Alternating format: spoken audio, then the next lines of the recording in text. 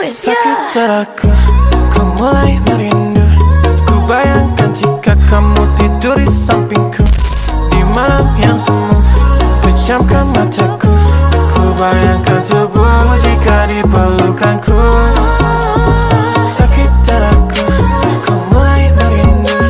Ku bayangkan jika kamu tidur di sampingku di malam yang semu. Dan ku pejamkan mataku, ku bayangkan tubuhmu jika di pelukanku.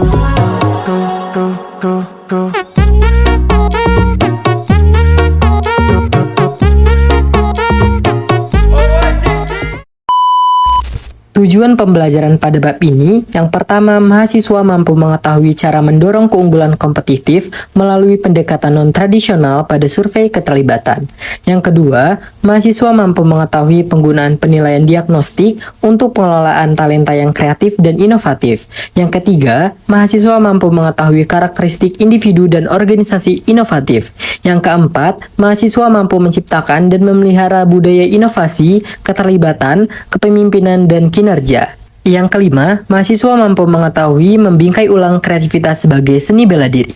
Maka dari itu, mari kita bahas secara general materi ini di video berikutnya. Pendekatan baru dalam survei keterlibatan karyawan. Yang pertama itu ada peran keterlibatan karyawan dalam keunggulan kompetitif.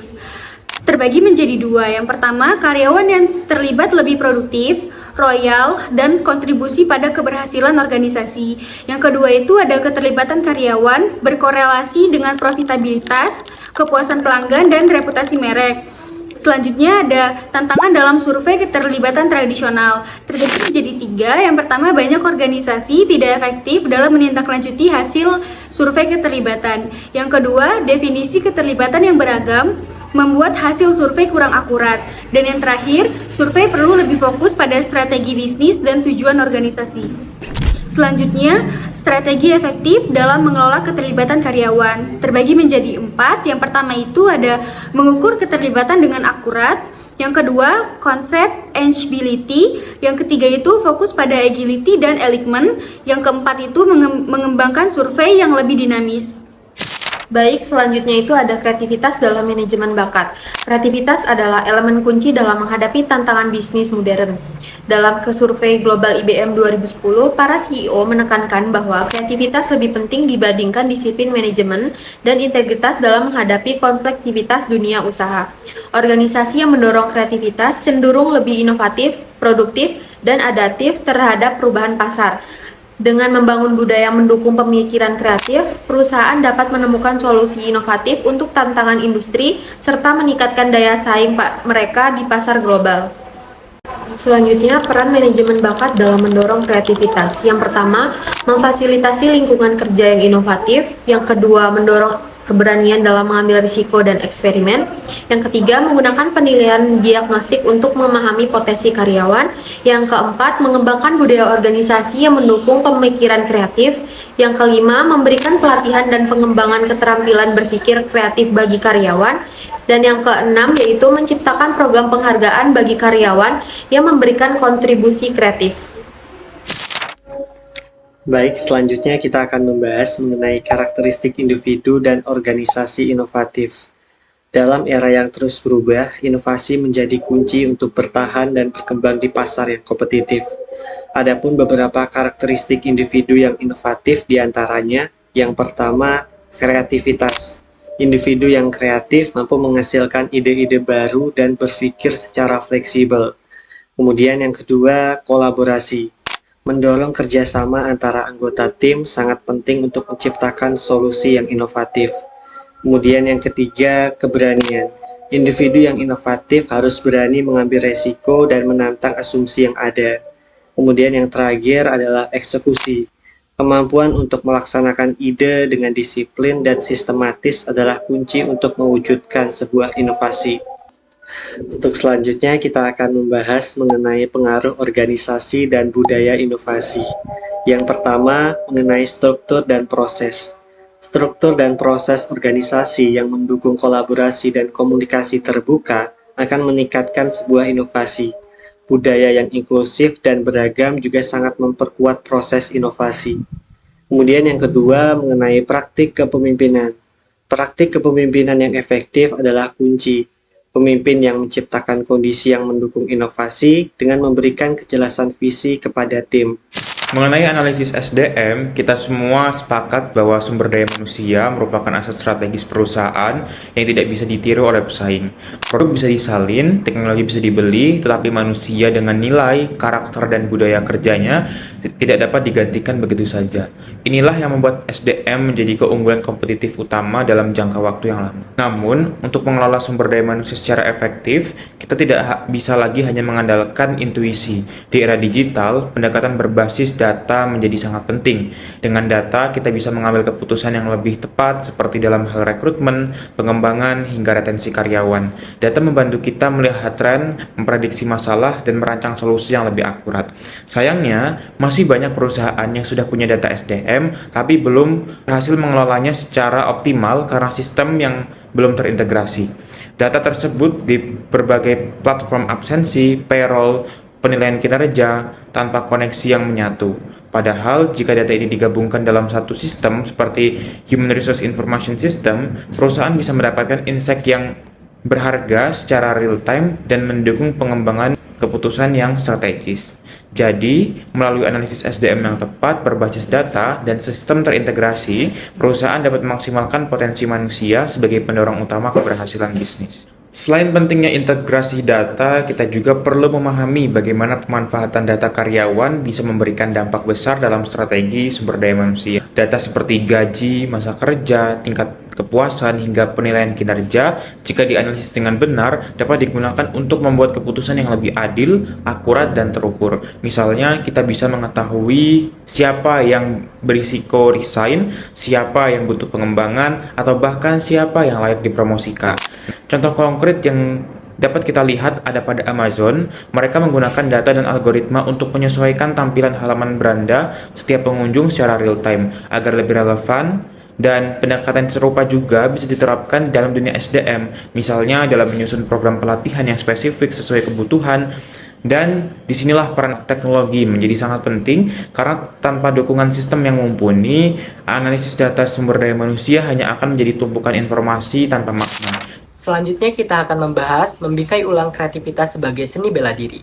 Muncul sebuah pertanyaan, mengapa kreativitas itu penting? Yang pertama, dunia berubah cepat. Di era sekarang, perubahan terjadi begitu cepat dan dinamis, dan bisnis bisa bergeser seiring berjalannya waktu. Yang kedua, kreativitas bukan hanya untuk seniman. Setiap orang memiliki kreativitas yang perlu untuk dilatih dan dikembangkan. Dan yang ketiga, kunci inovasi. Kreativitas adalah kunci utama inovasi yang mempersiapkan kita untuk menghadapi tantangan baru. Kreativitas sama dengan seni bela diri. Seperti halnya bela diri yang membutuhkan latihan dan disiplin, kreativitas juga bisa dilatih dan dikembangkan.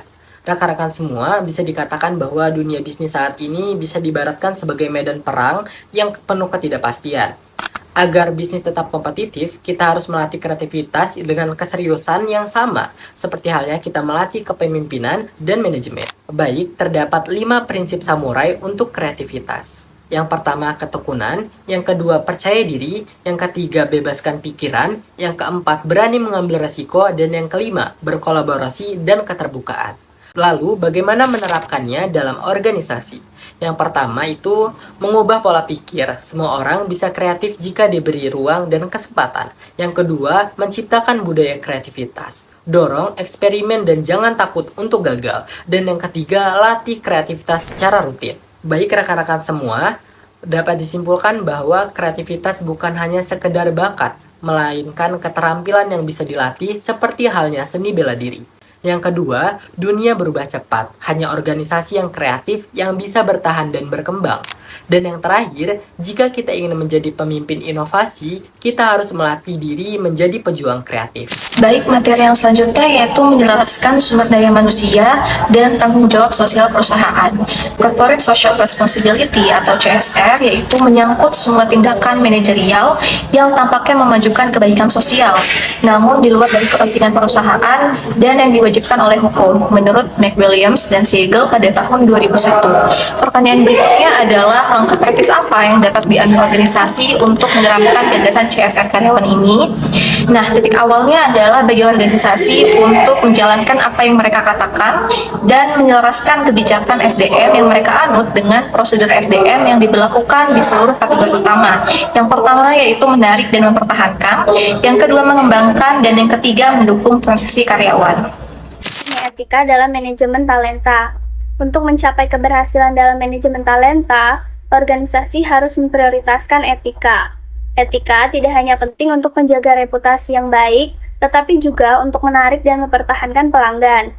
Dalam hal ini, reputasi organisasi sangat dipengaruhi oleh bagaimana mereka mengelola talenta dan memperlakukan karyawan. Pertimbangan utama etika yang pertama, menghormati nilai individu, artinya setiap karyawan memiliki nilai dan martabat yang harus dihormati. Yang kedua, yaitu memastikan inklusivitas. Artinya, praktik manajemen talenta harus mencakup semua individu tanpa diskriminasi. Yang ketiga, mematuhi standar hukum. Artinya, semua kebijakan dan praktik harus sesuai dengan hukum yang berlaku. Dalam mengintegrasikan etika dalam manajemen talenta, organisasi tidak hanya dapat meningkatkan reputasi mereka, tetapi juga menciptakan lingkungan kerja yang lebih adil dan inklusif.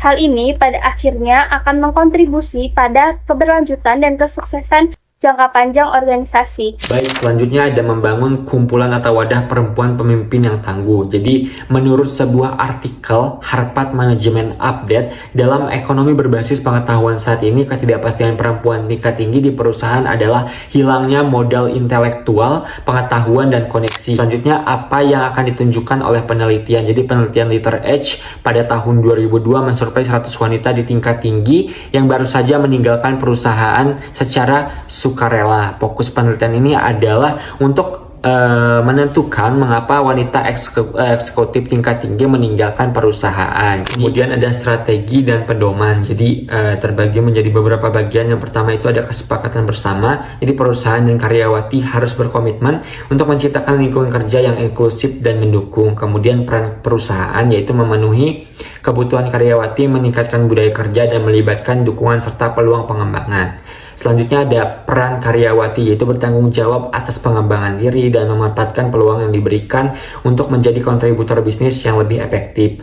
Yang terakhir ada tujuan, yaitu meningkatkan retensi, pengembangan, dan efektivitas karyawati dalam perusahaan.